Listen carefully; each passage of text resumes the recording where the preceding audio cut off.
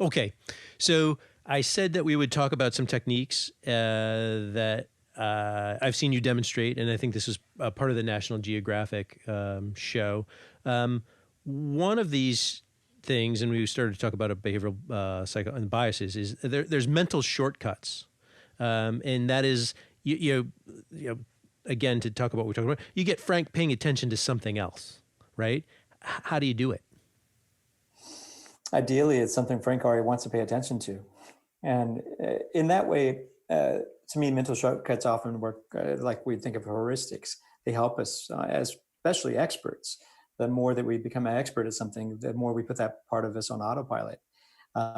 And we have to do that in order to become better at what we do. An athlete has automated so many different things that he's done. If I can know some of their little shortcuts that they're taking, I can take advantage of the gaps in between those, and I can work in those gaps. We often get into behavioral patterns, right? And I think when we get to the point where we're expecting the next thing in that pattern to happen, and if you somehow interrupt that and it's not the thing that you expect, then there's that moment of, wait a minute, I've got to like wake myself up here and figure out what the heck's really going on. That I thought was interesting. I use that a lot in surprise. That if I, one of the hardest things for me to steal is to take someone's glasses while they're wearing them, and it changes their vision. So it's a good example, I think, of what we just talked about, that their vision changes. But if I do it right, they don't remember the moment that I took them, and they don't realize their vision's changed. And I'll often use that where they're chasing me pretty aggressively. They've established some kind of pattern that they think they have an understanding for. They have a pretty good confidence level on it. Then I create some moment of surprise where they realize maybe we're on the wrong track. Something maybe like I said before, that so the American Express you had in your wallet, whatever it might be. When they go to play that and they flip back in their head, I take the glasses off their face. And that is a magical experience both for the audience but also for myself, that if I've done it right, they aren't aware of the sensation of the glasses being removed. And now I can talk to them, put the glasses on, and carry on conversation while I'm wearing their own glasses, and they won't realize it. Yeah. Yeah. Okay. So another technique is directing someone's thinking either to something or away from something else, right? How do you begin? We tend to think of social deception as like lying or concealing information, but we often don't focus on this other space of equivocation. How well can you bridge to other topics? How well can you justify a narrative and switch it onto another topic without them being aware? I do a lot of that. I do a lot of this equivocation of narratives to move them to another point, often using the momentum of something that they feel impassioned about.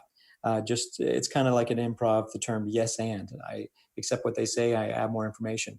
People are easier to convince of something they already believe rather than changing them to a whole new story. Right. And by the way, I think of that under the category of choreography that we talked about earlier, right? Very much so. It's just mental choreography. Yeah.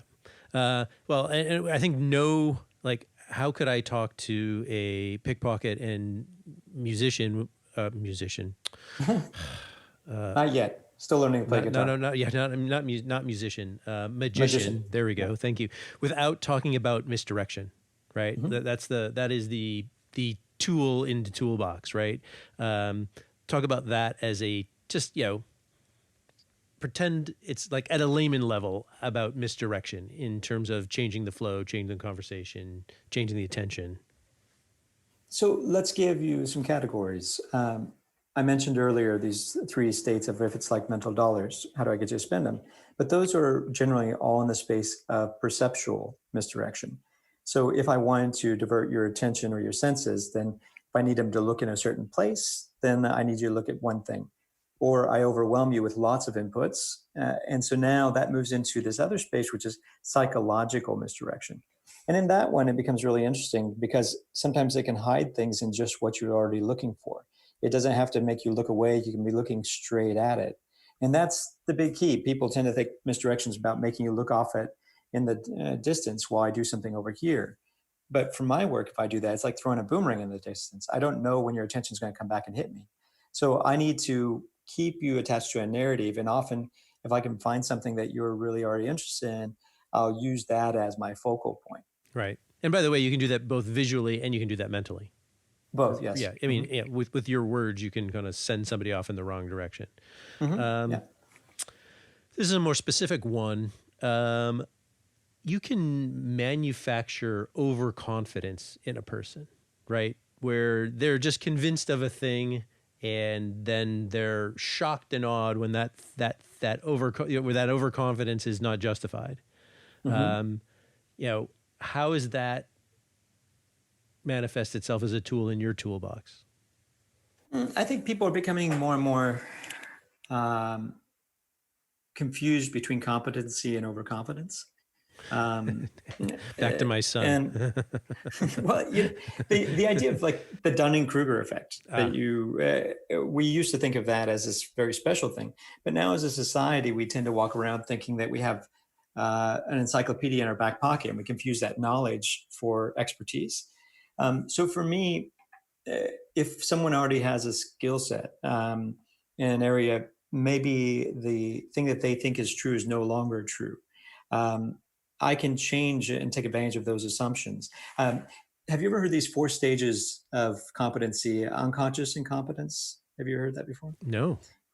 So if I'm trying to learn, to your example, like a guitar, if I'm trying to learn that, I might think that I could learn to play it next week for a wedding because I'm unconsciously incompetent. I don't realize how hard it is.